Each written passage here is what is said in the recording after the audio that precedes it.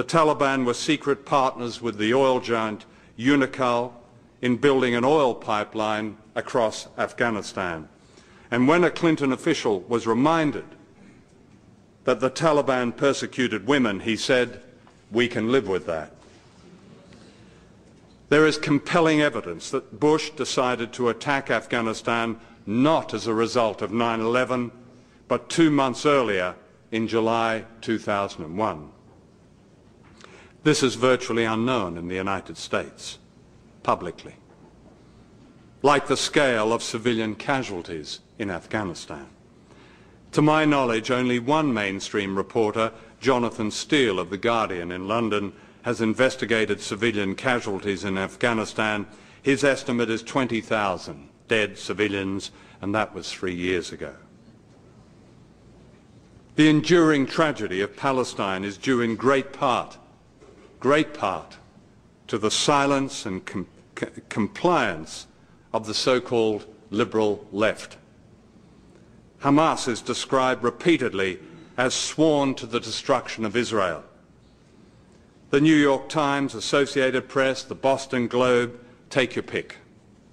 They'll all use this line as a standard disclaimer, and it's false. That Hamas has called for a 10-year ceasefire is almost never reported. Even more important, that Hamas has undergone an historic ideological shift in the last few years, which amounts to a recognition of what it calls the reality of Israel, is virtually unknown. And that Israel is sworn to the destruction of Palestine is unspeakable. There is a pioneering study done by Glasgow University on the reporting of Palestine. They interviewed young people who watch TV news in Britain. More than 90% thought the illegal settlers were Palestinian. The more they watched, the less they knew, in Danny Schechter's famous phrase. The current, most dangerous silence is over nuclear weapons and the return of the Cold War. The Russians understand clearly that the so-called American defense shield in Eastern Europe is designed to subjugate and humiliate them. Yet the front pages here talk about Putin starting a new Cold War, and there is silence about the development of an entirely new American nuclear system called Reliable Weapons Replacement, RRW, which is designed to blur the distinction between conventional war and nuclear war, a long-held ambition. In the meantime, Iran is being softened up, with the liberal media playing almost the same role it played before the Iraq invasion. And as for the Democrats, look at how Barack Obama has become the voice of the Council on Foreign Relations, one of the propaganda organs of the old liberal Washington establishment. Obama writes that he wants the troops home, and I quote, "We must not rule out military force against long-standing adversaries such as Iran and Syria," unquote. Listen to this from the liberal Obama, and I quote, "At moment of great peril in the past century, our leaders ensured that America, by deed and by example, led and lifted the world, that we stood for and fought for the freedom sought by billions of people beyond our borders," unquote. You know, that's the nub of the propaganda, the brainwashing, if you like, that seeps into the lives of every American, and many of us who are not Americans. From right to left, secular to God-fearing. What so few people know is that in the last half-century, United States administrations have overthrown 50 governments, many of them democracies.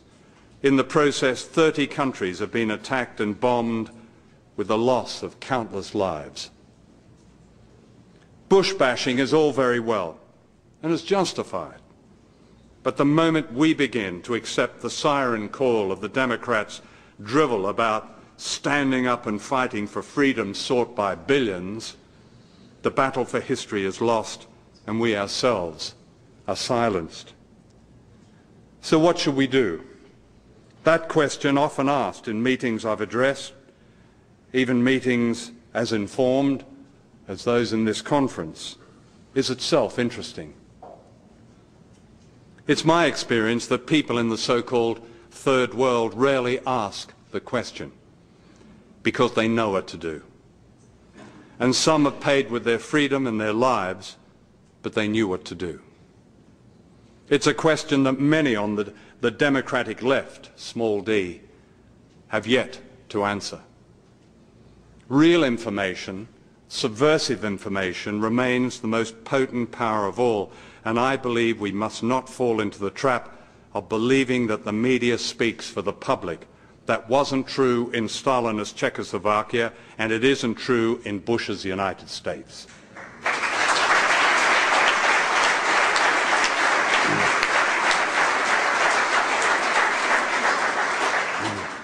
In all the years I've been a journalist, I've never known public consciousness to have risen as fast as it's rising today. Yes, its direction and shape is unclear, partly because people are now deeply suspicious of political alternatives and because the Democratic Party has succeeded in seducing and dividing the electoral left. And yet this growing critical public awareness is all the more remarkable when you consider the sheer scale of indoctrination, the mythology of a superior way of life, and the current manufactured state of fear. Why did the New York Times come clean in that editorial last year? Not because it opposes Bush's wars. Look at the coverage of Iran. That editorial was a rare acknowledgement that the public were beginning to see the concealed role of the media, that people were beginning to read between the lines. If Iran is attacked, the reaction and the upheaval cannot be predicted. The National Security and Homeland Security Presidential Directive gives Bush power over all facets of government in an emergency. It's not unlikely the Constitution will be suspended, the laws to round up hundreds of thousands of so-called terrorists and enemy combatants are already on the books. That's not paranoia to be understanding of that. I believe that these dangers are understood by the public, who have come a long way since 9/11, and a long way since the propaganda that linked Saddam Hussein to Al-Qaeda. That's why they voted for the Democrats last November, only to be betrayed. But they need truth. And journalists ought to be agents of truth, not the courtiers of power. I believe a fifth estate is possible, the product of a people's movement that monitors, deconstructs and counters the media, the corporate media. In every university, in every media college, in every newsroom, teachers of journalism and journalists themselves need to ask themselves about the part they now play in the bloodshed in the name of a bogus objectivity. Such a movement within the media could herald a perestroika of a kind we've never known. This is all possible. Silences can be broken. In Britain, the National Union of Journalists has undergone a radical change and has called for a boycott of Israel. The website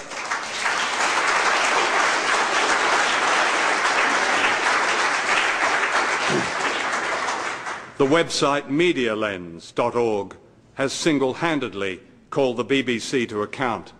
In the United States, wonderfully free, rebellious spirits populate the web. I can't mention them all here, but from Tom Feely's International Clearinghouse to Mike Albert's ZNet to Counterpunch Online and the splendid work of FAIR. The best reporting of Iraq appears on the web. Dar Jamal's courageous journalism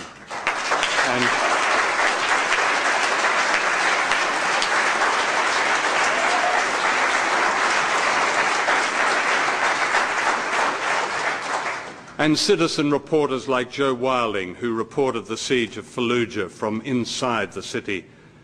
In Venezuela, Greg Wilpert's investigations turned back much of the virulent propaganda now aimed at Hugo Chavez. Make no mistake, it's the threat of freedom of speech for the majority in Venezuela